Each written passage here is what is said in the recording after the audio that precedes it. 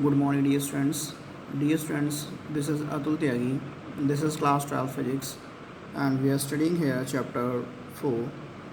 Dear students, in today's video, we will study magnetic field due to current carrying circular loop at its axis. So let's start our video with this derivation.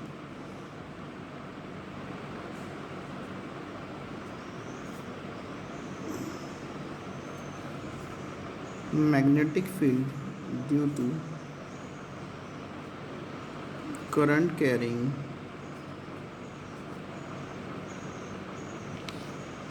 circular loop at its axis.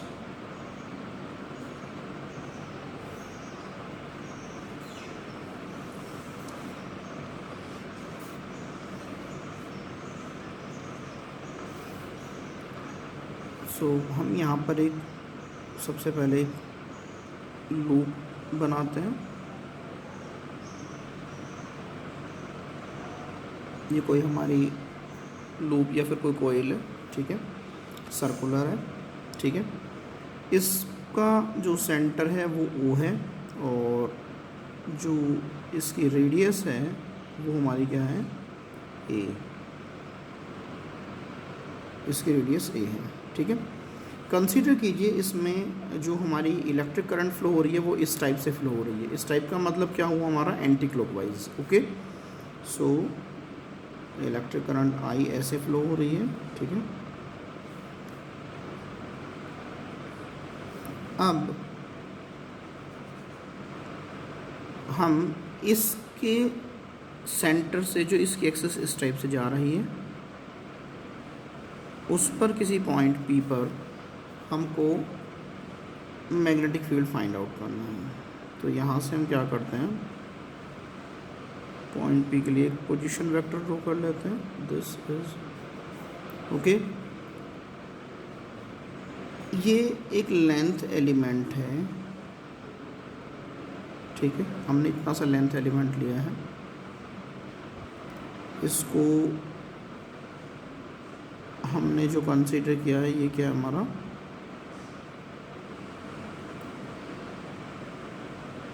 Vector dl consider कर लिया है, ठीक है। यहाँ जो angle बनेगा वो 90 degree का होगा। क्यों होगा, ये 3D में है, ठीक है। उसका रीज़न मैं बता रहा हूँ। कंसीडर कीजिए ये कोई हमारा लूप है, ठीक है। इसका जो सेंटर है वो यहाँ पर होगा कहीं, ठीक है। सेंटर इसका यहाँ पर होगा और इस टाइप से यदि मैं इसे ऐसे रख दूँ, ये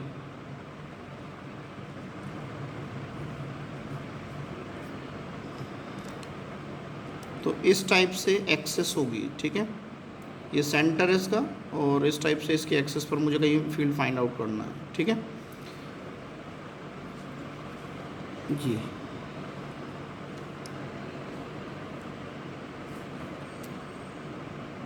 सेंटर से कुछ डिस्टेंस पर हमें ये जो रेड कलर की इसकी टिप दिख रही है, मानकर चलिए यहाँ पर मुझे फील्ड फाइंड आउट करना है इस पॉइंट पर, ठीक है। इस पॉइंट पर फील्ड फाइंड आउट करना है। तो आपको ध्यान से समझना है, ये रिंग है हमारी या लूप है हमारा, ठीक है। इस टाइप से दिख रहा होगा आपको क्लियर, ठीक है। तो इसके सेंटर ये है, सेंटर से कुछ डिस्टेंस पर इसकी एक्सेस पर हमें पॉइंट P है जिस पर हमें मैग्नेटिक फील्ड फाइंड आउट करना है, ठीक है। अब इसका लेंथ एलिमेंट, यदि लेंथ एलिमेंट की बात करूँ मैं, एक छोटा सा लेंथ एलिमेंट यहाँ पर एक कंसीडर किया जाता है। यदि मैं इसे इस टाइप से इस पर टच कर रहा हूँ, ऐसे समझिए, तो ये 90 डिग्री ही होगा। क्यों होगा, देखिए ये आपको दिख रहा है, ठीक है। यदि मैं एक इस पर टेंजेंट ड्रॉ करूँ, जैसे ये सर्कल है, इधर एक ये सर्कल है, ठीक है। इस सर्कल पर यदि मैं यहाँ पर एक टेंजेंट ड्रॉ करूँ इस पॉइंट पर, तो क्या होगी, वो इस टाइप से होगी और इस पर ये परपेंडिकुलर हो गया, तो 90 डिग्री हुआ ना, हुआ, ठीक है। तो इसी टाइप से यहाँ पर ये लेंथ एलिमेंट है, ऐसे कंसीडर कर सकते हैं ये। इस लेंथ एलिमेंट से ऐसे टच हुआ आ रहा है, तो यदि हम ध्यान से देखें तो ये 90 डिग्री का एंगल होगा इन पर, ठीक है।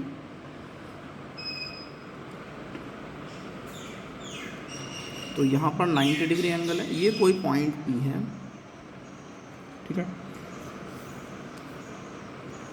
यदि मैं इसका एक डायमेट्रिकली ऑपोजिट पॉइंट लूँ, यहाँ पर भी कोई लेंथ एलिमेंट ले लूँ, तो सिमिलर प्रोसेस यहाँ पर अप्लाई होगी और ये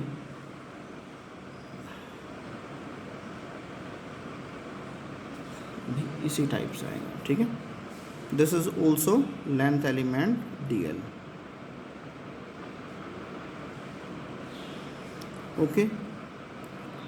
ये करंट I फ्लो हो रही है इससे। यहाँ से जो इसका पोजीशन वेक्टर है हमने कंसीडर कर लिया, पोजीशन वेक्टर R है, पॉइंट P का पोजीशन वेक्टर R है। और यदि मैं यहाँ से यहाँ तक की बात करूँ, इस लेंथ की बात करूँ, तो ये उसका मैग्नीट्यूड होगा। और उस मैग्नीट्यूड को कैसे निकाल सकते हैं, यहाँ पर देखें ये भी हमारा 90 डिग्री है, क्योंकि ये 3D में है, ठीक है। दैट्स वाई यहाँ पर भी 90 डिग्री होगा, यहाँ पर भी 90 डिग्री होगा, क्योंकि यदि 2D में देखते हैं तो हमें लगता है कि ये पॉसिबल नहीं है, क्योंकि हो ही नहीं सकता, किसी ट्राइंगल में 2 राइट एंगल नहीं हो सकते, ठीक है। लेकिन ये 3D में है इसलिए पॉसिबल है। ये ऐसे चल रहा है रियलिटी में, ठीक है। यदि ये इस टाइप से कोई रिंग होता या लूप होता तो ये ऐसे चल रहा है, और ये हमारा एक्सिस है, ये किसी भी टाइप से हो सकता है 90 डिग्री, इस टाइप से किसी भी टाइप से हो सकता है, ठीक है। यहाँ पर ये A है, यदि मैं O से P तक की डिस्टेंस को मैं R कंसीडर कर लूँ तो ये क्या होगा, पाइथागोरस थ्योरम अप्लाई करने के बाद under the root A² plus R²। तो मैं कह सकता हूँ यहाँ पर that is under root R² plus A² या A² प्लस R², ओके। अब ये कंसीडर कर लेते हैं, दिस इज़ एल्फ़ा, ये एंगल एल्फ़ा है और ये भी एंगल हमारा एल्फ़ा है, okay.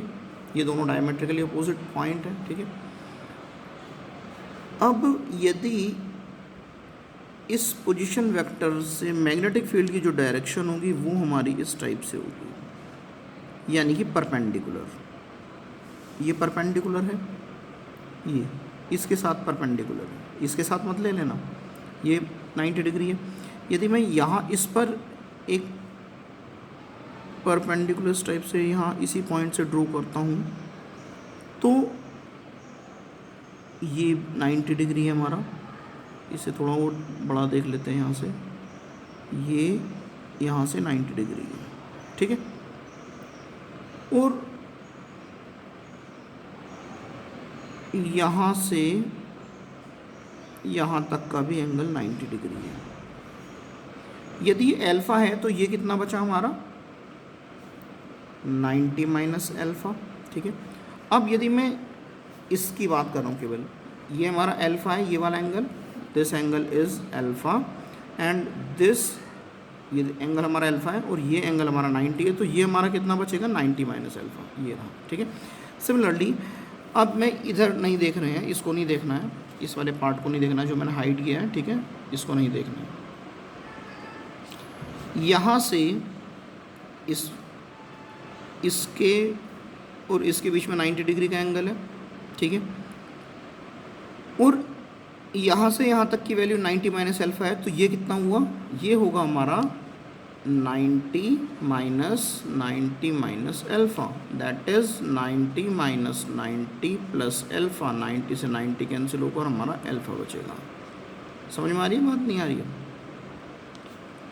So this is alpha. Similarly हम यहाँ के लिए बात कर सकते हैं, ये हमारा 90 डिग्री है हमारा, ठीक है, और यहाँ ज़्यादा कंजस्टेड हो जाएगा, इसलिए आपको ये खुद समझ लीजिएगा इसे, ठीक है।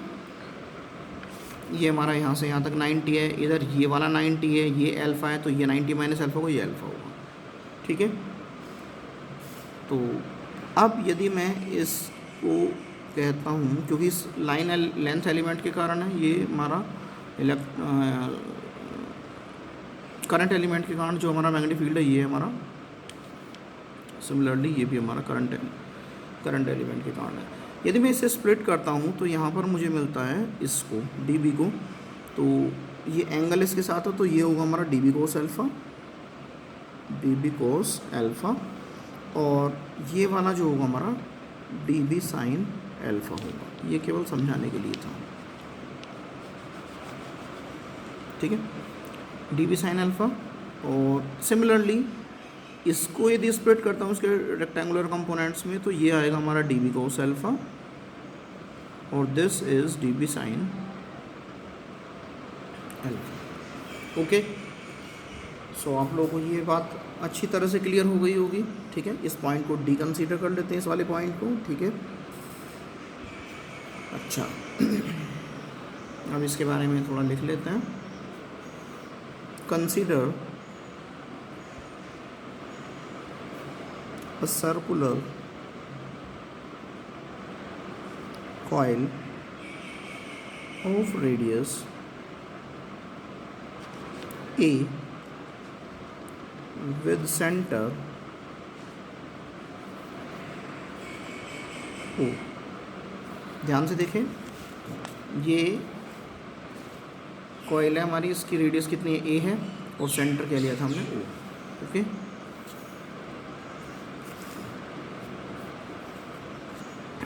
अब यहाँ देखते हैं, here from figure vector R is the position, एक second,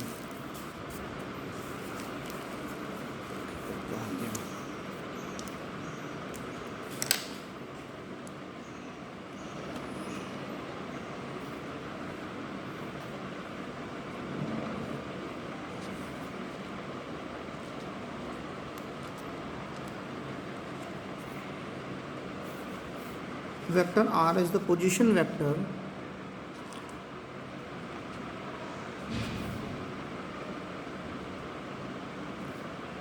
of point E with respect to, यहाँ कोई वो नहीं है, with respect to the length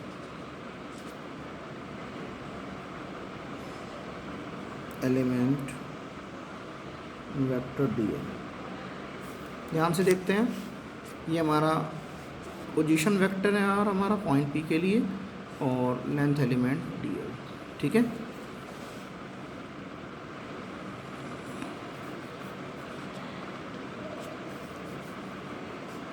magnitude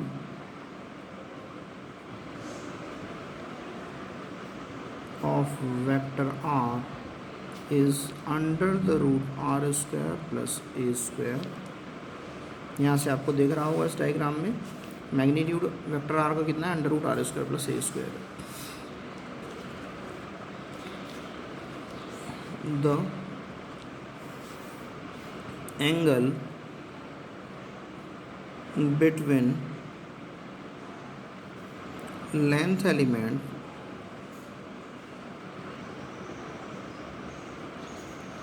and position vector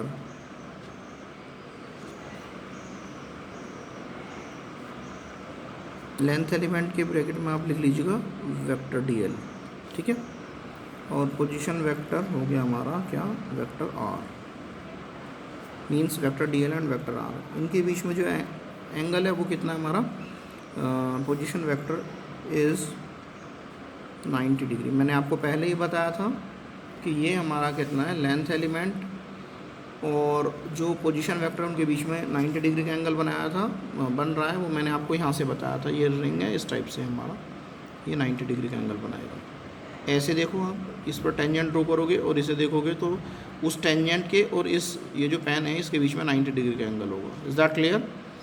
तो ये हमारा 90 डिग्री का एंगल है, ठीक है। अच्छा, P is a point, P is the point where magnetic field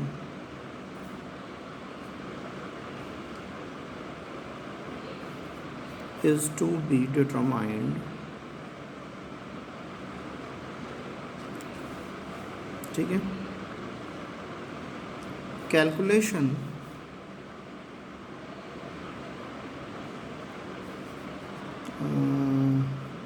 चलो इसे बाद में देखते हैं। Magnetic field is to be determine direction of current आई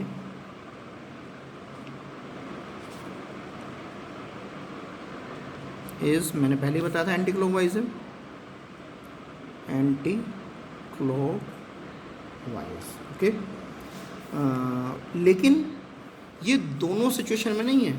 यहाँ से अब आप समझिए, इस रिंग के दो फेस दिख रहे हैं आपको, एक फेस मतलब इधर है और एक फेस पीछे है। इधर से यदि एंटी क्लॉकवाइज है, ऐसे कोई चीज़ एंटी क्लॉकवाइज है इस वाली साइड से, जिस साइड मेरा पेन है, तो इस वाली साइड यानी इसके ठीक दूसरी साइड से यदि हम ऑब्जर्व करेंगे तो वो क्लॉकवाइज हो जाएगा। ध्यान रखना है, यदि कोई चीज़ मुझे इस टाइप से ऐसे घूमती हुई दिख रही है, ठीक है, ये तो क्लॉकवाइज है, ठीक है, ये क्लॉकवाइज है हमारी, ये क्लॉकवाइज है, ऐसे ऐसे क्लॉकवाइज है हमारी, ठीक है, ये क्लॉकवाइज है। यदि मुझे यहाँ से क्लॉकवाइज दिख रही है इस पॉइंट से, तो डेफिनेटली इस वाले पॉइंट से इधर वाली साइड से वो एंटी क्लॉकवाइज होगी। तो इस चीज़ को आप एक्सपेरिमेंट खुद करके देख सकते हैं, घर पे करके देख लीजिएगा।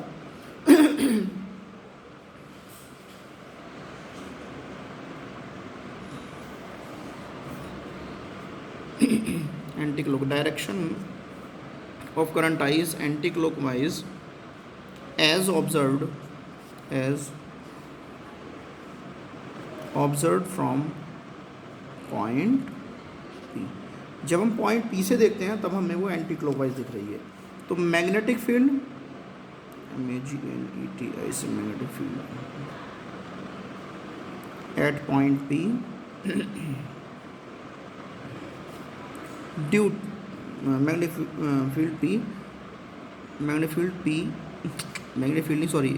Field at point P due to length element, या फिर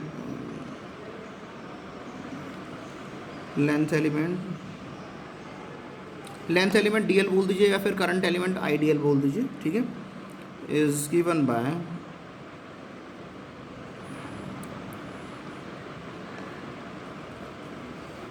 DB इक्वल्स टू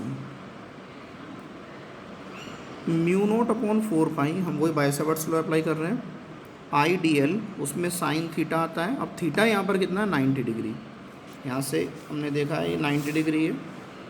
ये रहा लेंथ एलिमेंट, जो लेंथ एलिमेंट है वो, और जो ये पोजीशन वेक्टर, इनके बीच का जो एंगल है वो 90 डिग्री है, अपॉन जो पोजीशन वेक्टर का मैग्नीट्यूड है उसका स्क्वायर, और वो पोजीशन वेक्टर का मैग्नीट्यूड कितना था, √r² प्लस a², इसका स्क्वायर। तो ये देखिए पोजीशन वेक्टर कितना है हमारा, दिस इज, ठीक है ना, क्लियर। इसे आप यहाँ हम ऐसे भी लिख सकते हो,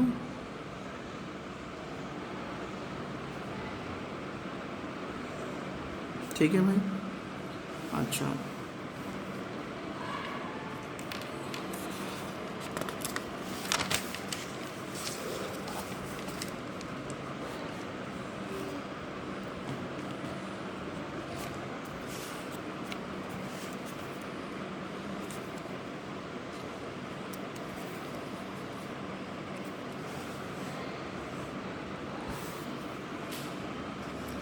यहाँ से क्या आया था, DB equals to mu naught upon 4 pi IDL into 1 upon r² plus a²। यहाँ पर लिख लेते हैं, सिंस साइन 90 डिग्री कितना होता है, 1 होता है, एंड √r² प्लस a², और पूरे का स्क्वायर करेंगे तो इस स्क्वायर से ये स्क्वायर रूट कैंसिल हो जाएगा, and we will get value r² plus a², ठीक है। तो ये बात क्लियर है। यहाँ पर ये हो जाएगा हमारा DB equals to mu naught upon 4 pi into IDL over r² plus a², ठीक है। अच्छा, ये जो डायरेक्शन है हमारी DB की,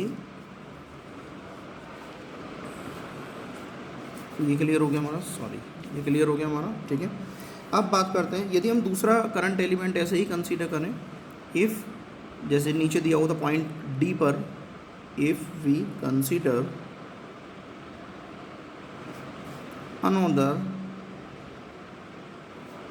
length element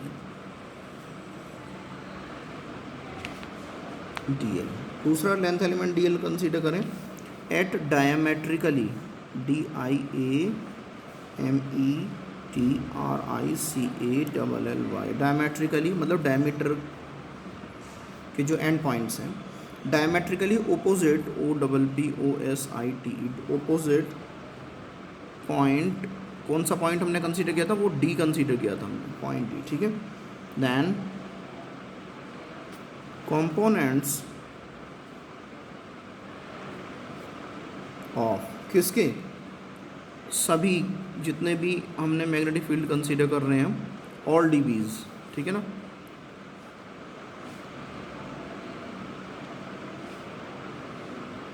all DBs perpendicular to the axis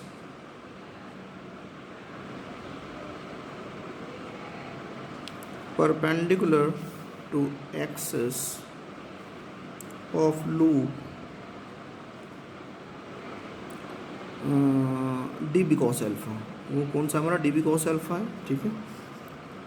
ये एक दूसरे को कैंसिल कर देंगे, will cancel two each other, ठीक है ना। एंड जो कंपोनेंट दूसरा वाला कंपोनेंट है डीबी का, यानी कि डीबी साइन अल्फा, वो सारे के सारे ऐड हो जाएंगे। And component of all DBs along axis, जो एक्सेस चल रही थी हमारी अलोंग एक्सेस, यानी कि डीबी साइन अल्फा, वो क्या हो जाएगा हमारा, ऐड होंगे, विल ऐड अप। यहाँ पर हमने डीबी कोस को ब्रैकेट में लिखा, यहाँ बी से डीबी साइन अल्फा को ब्रैकेट में लिखा, ठीक है। अब हम क्या एज्यूम कर सकते हैं, एज्यूमिंग ऑल द करंट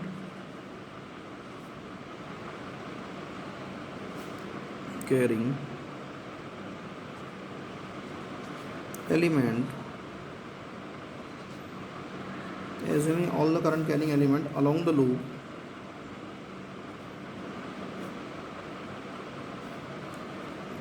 क्या होगा हमारा, assuming all the current carrying element along the loop, तो यहाँ से हम कह सकते हैं टोटल मैग्नेटिक फील्ड जो दिया जाएगा हमारा, टोटल मैग्नेटिक फील्ड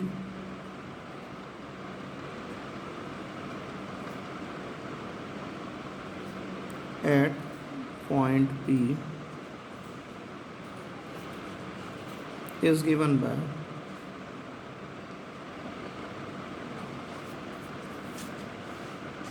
इसे लिखने की वैसे कोई ज़रूरत नहीं है, इसे छोड़ दो। Assuming all the current carrying element, total magnetic field at point P लिख रहे हैं, इज गिवन बाय, कितना हो जाएगा हमारा, दैट इज बी।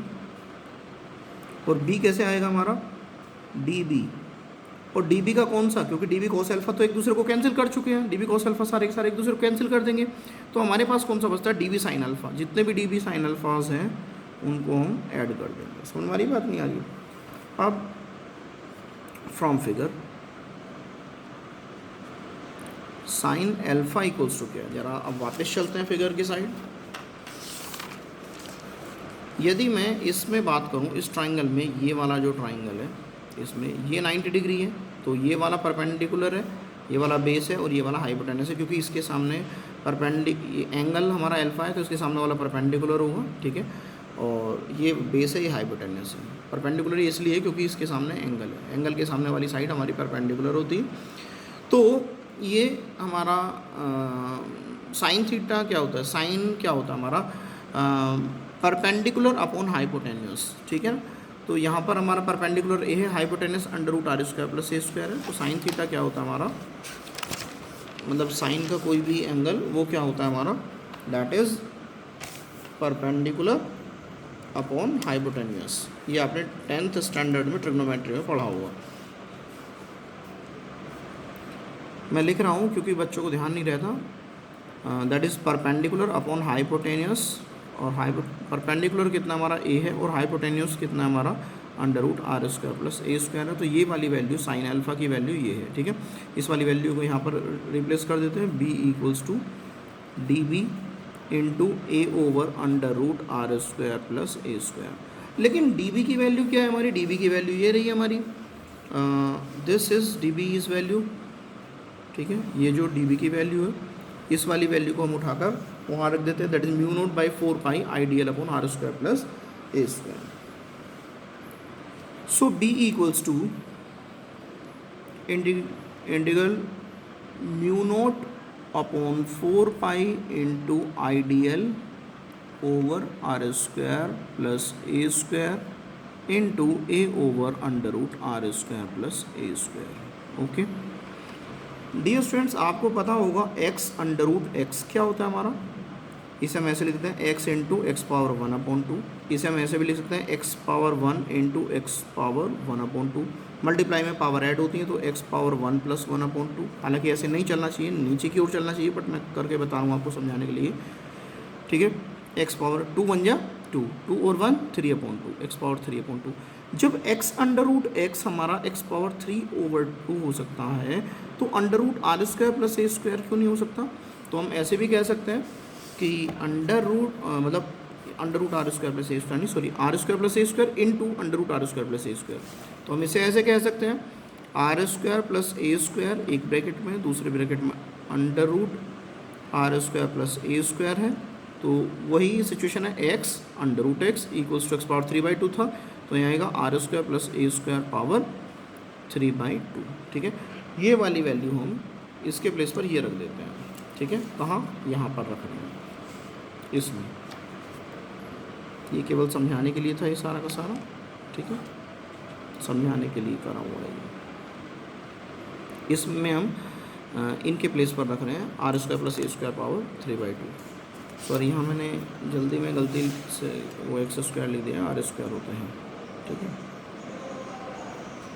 तो आर स्क्वायर प्लस ए स्क्वायर पावर 3/2 इनके प्लेस पर रख रहे हैं।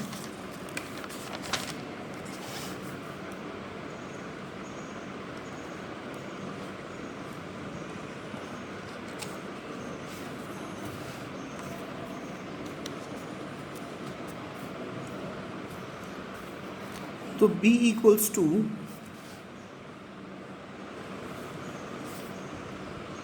Integral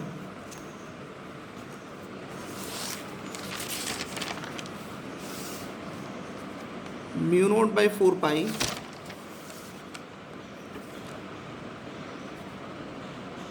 into I D L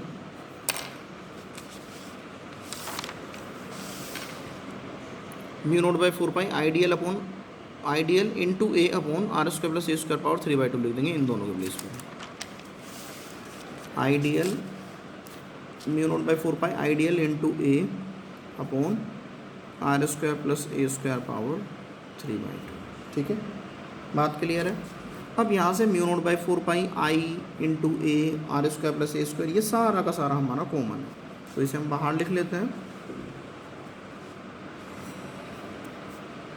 b equals to mu naught upon 4 pi into I a upon R square plus A square power 3/2 integral d l. यदि मैं d l मतलब length element सारे के सारों का इंटीग्रेट करूँगा तो क्या होगा, वो सारे के सारे वो लूप को फॉर्म कर लेंगे। और आपको पता है एज इंटीग्रल डी एक्स क्या होता है हमारा, एक्स प्लस ही होता है, लेकिन हम एक्स ही लेकर चल रहे हैं। सो इंटीग्रल डी एल क्या होगा हमारा, एल होगा। और ये जो एल है ये है मतलब टोटल लेंथ ऑफ लूप या फिर कॉइल, लूप कह दीजिए या कॉइल कह दीजिए। और वो क्या सरकमफ्रेंस है, सरकमफ्रेंस सर्कल का क्या होता है, that is 2 pi R, 2 pi into radius, और यहाँ पर रेडियस क्या ली थी हमने, ए ली थी, दैट इज़ 2 पाई ए। तो हम यहाँ एल के मतलब डी एल के प्लेस पर हम क्या रख देंगे, सीधा 2 पाई ए प्लेस कर देंगे, ठीक है। तो ये सब कुछ समझने का है, लिखने की कोई ज़रूरत नहीं है, लिखना चाहें लिख सकते हैं, ठीक है। तो b equals to mu naught upon 4 pi into I a upon R square plus A square power 3/2 into 2 pi a, ठीक है। इस पाई से ये पाई कैंसिल हो जाएगा, ये 2 से 2 टाइम्स चला जाएगा, और that is b equals to mu naught I, A से ए की मल्टीप्लाई करेंगे ए स्क्वायर हो जाएगा, ओके, अपॉन 2 और ये होगा आर स्क्वायर प्लस ए स्क्वायर पावर 3/2, ठीक है। हम इसे और इस टाइप से भी लिख सकते हैं, b equals to mu naught upon 2 into I A square upon R square plus A square power 3/2, this is this.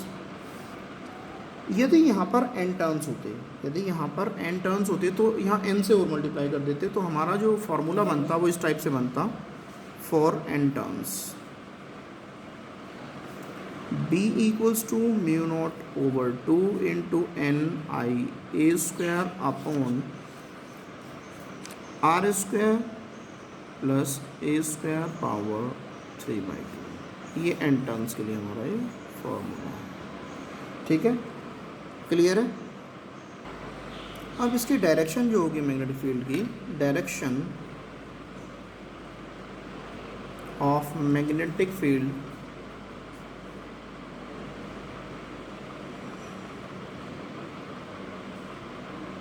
B, इसकी जो डायरेक्शन होगी वो एक्सिस पर होगी, ये तो सर्टेन है, बट होगी कहाँ से, सेंटर से पॉइंट पी की साइड। Direction of magnetic field B will B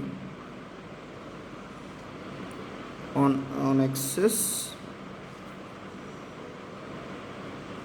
from center of loop to point P, ठीक है।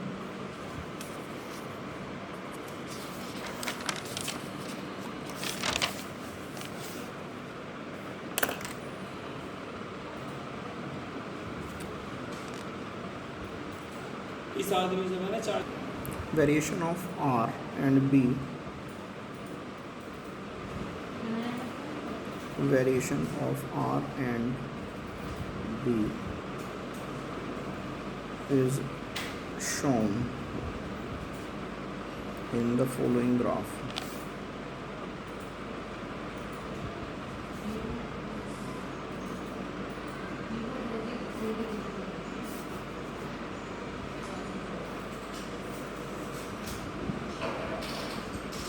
ये हमारा डिस्टेंस चल रहा है, और इधर पर हमारा मैग्नेटिक फील्ड, मैग्नेटिक फील्ड जैसे जैसे डिस्टेंस बढ़ रही है वैसे वैसे धीरे धीरे ये कम होता जा रहा है।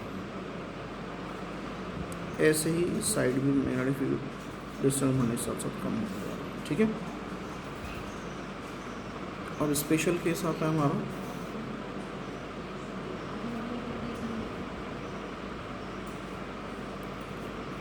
Case first.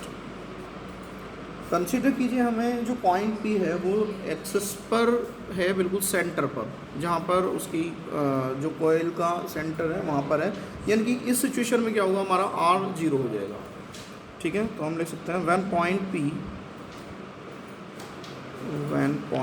P इज, या लाइज लिखिए, lies at the center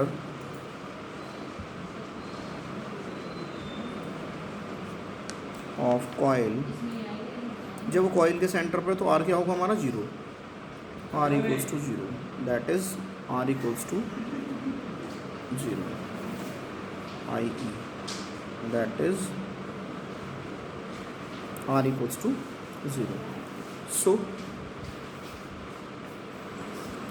B equals to क्या आया था हमारा formula, mu naught N I A square upon, n terms के लिए हमने लिया था 2 आर स्क्वायर प्लस ए स्क्वायर पावर 3/2। तो यहाँ पर हम क्या करेंगे, आर ज़ीरो पुट कर दीजिए, B equals to mu naught N I A square upon 2 into zero का square plus A square power 3/2।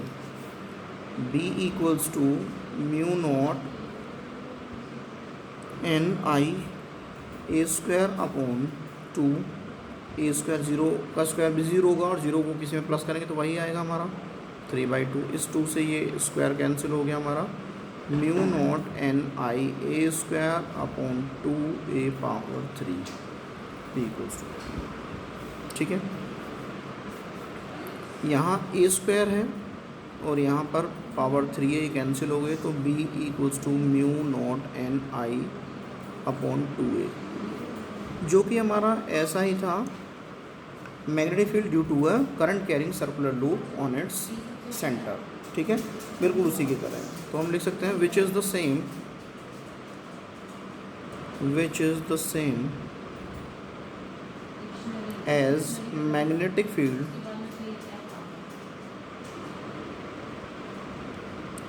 Eight the center of current carrying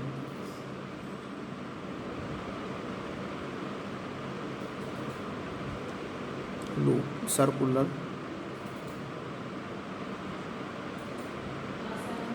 loop at its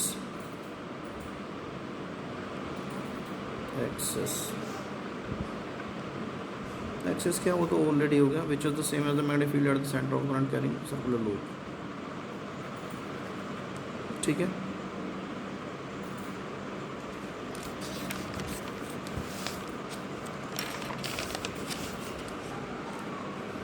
अब केस सेकंड आता है हमारा,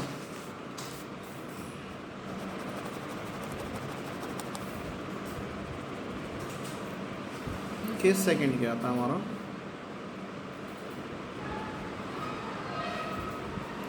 when point P lies far away, बहुत ज़्यादा distance पर है from center O, then जो ए है हमारा, मतलब रेडियस जो है हमारी लूप की, उसे हम इग्नोर कर सकते हैं, then A can be ignored,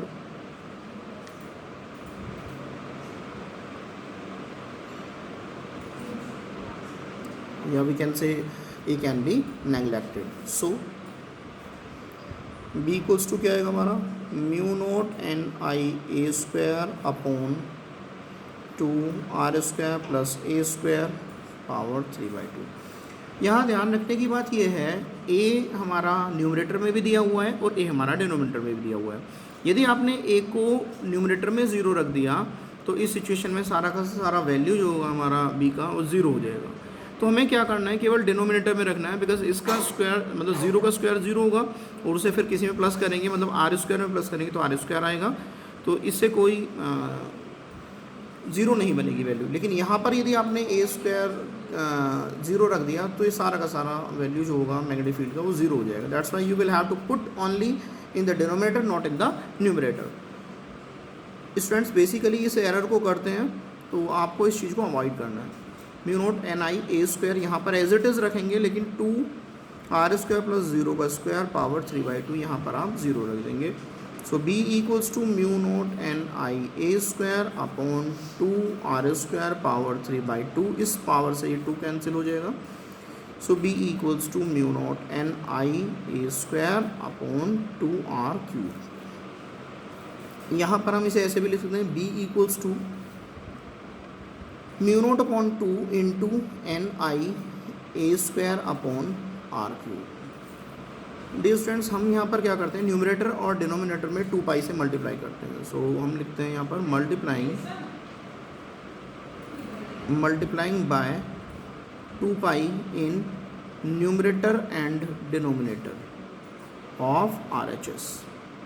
इसके राइट हैंड साइड में हम न्यूमरेटर में भी 2 पाई से मल्टीप्लाई करते हैं, डिनोमिनेटर में भी 2 पाई से मल्टीप्लाई करते हैं, हमें b की वैल्यू मिलेगी mu naught upon 2 into n I A square over R cube into 2 pi over 2 पाई।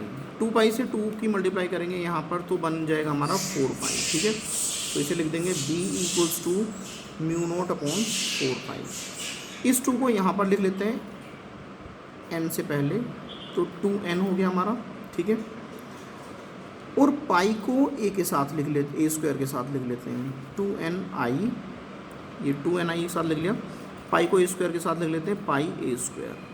तो ध्यान से देखें, ये क्या है 2 यहाँ पर भी है, n यहाँ पर भी है, i यहाँ पर भी है, a स्क्वायर यहाँ है, पाई यहाँ पर है। Okay, over R cube. Okay, तो यहाँ पर क्या होगा हमारा एन आई और ये पाई a स्क्वायर क्या हमारा एरिया ऑफ सर्कुलर लूप है हमारा। ठीक है, तो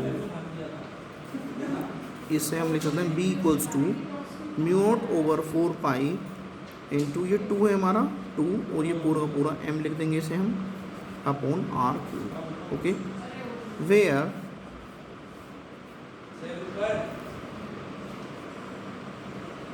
m equals to n I pi a square. ठीक है, और ये क्या होता है, इसे m को बोलते हैं magnetic dipole moment of circular current carrying loop. Okay, equals to magnetic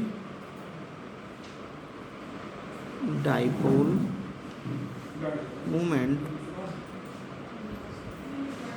of circular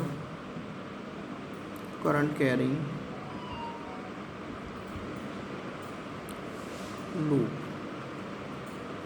okay, ये बिल्कुल ऐसा ही एक्सप्रेशन है जैसे कि आपने इलेक्ट्रिक फील्ड में किया, ड्राइव किए थे। ठीक है,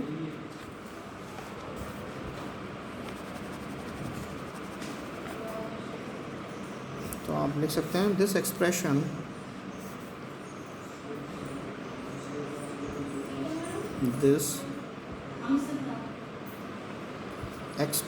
is similar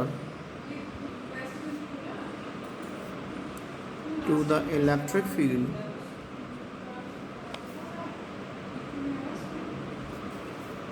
due to an electric dipole। ठीक है, क्लियर। तो हम लिख सकते हैं above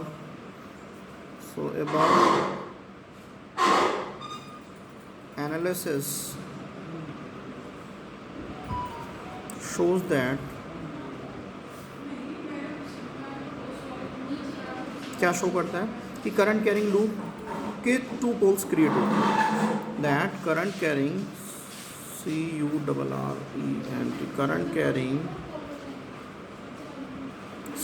current carrying loop forms 2 poles, north and south। ठीक है, on its 2 faces, hence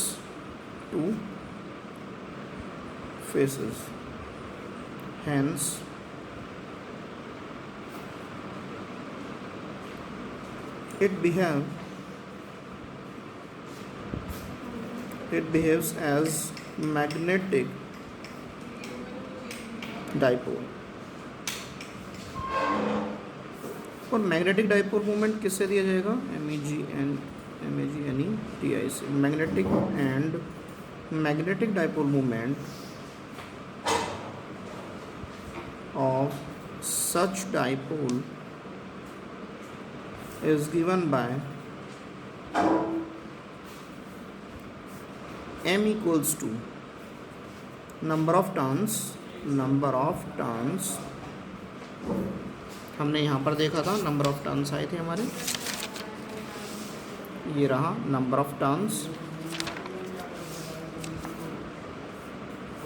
into electric current.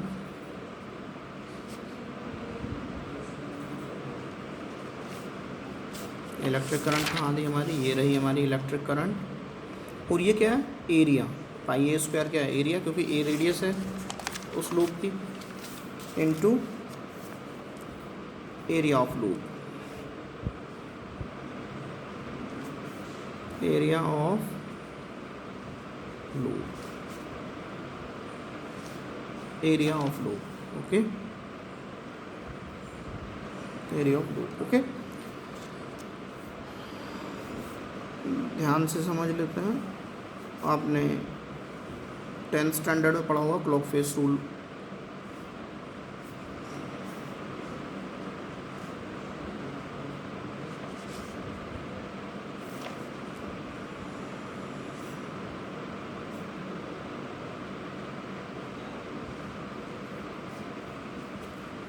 ठीक है, इसे आप यदि इलेक्ट्रिक करंट हमारी एंटी क्लॉकवाइज मूव कर रही है तो हमारा नॉर्थ पोल क्रिएट होगा, और यदि क्लॉकवाइज मूव कर रही है तो साउथ पोल क्रिएट होगा। ठीक है, यदि हमारी साइड से हमको दिख रहा है किसी सर्कुलर लूप में कि वो एंटी क्लॉकवाइज करंट की डायरेक्शन है, तो इसका मतलब हमारी साइड क्या होगा, वो नॉर्थ पोल होगा।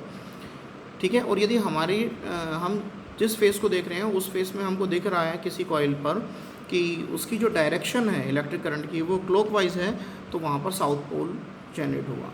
इसे आप याद करने का सिंपल फार्मूला आप एक तरह से लर्न कर सकते हैं क्विकली, अंश rule.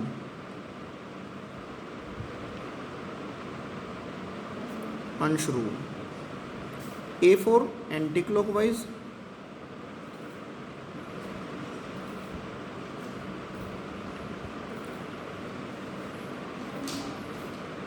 N for north pole. यानी कि यदि करंट एंटी क्लॉकवाइज है, एंटी क्लॉकवाइज है तो नॉर्थ पोल क्रिएट होगा। ठीक है, ये आप लर्न करने का सिंपल तरीका है, अंश रूल। ओके, तो डायरेक्शन जो होगी हमारी मैग्नेटिक फील्ड की, मैग्नेटिक डाइपोल मूवमेंट की, सॉरी, वो हमेशा south pole to north pole होती है। जैसे कि इलेक्ट्रिक डाइपोल मूवमेंट की जो डायरेक्शन होती है वो कैसे होती है, negative charge to positive charge. Similarly यहाँ पर जो मैग्नेटिक डाइपोल मूवमेंट है उसकी direction north pole, sorry, south pole to north pole होती है। तो नोट करके लिख लीजिएगा या डायरेक्टली लिख सकते हैं, direction of magnetic dipole movement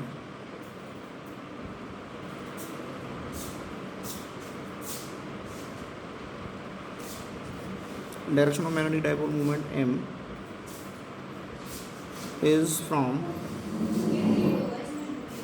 south pole to north pole.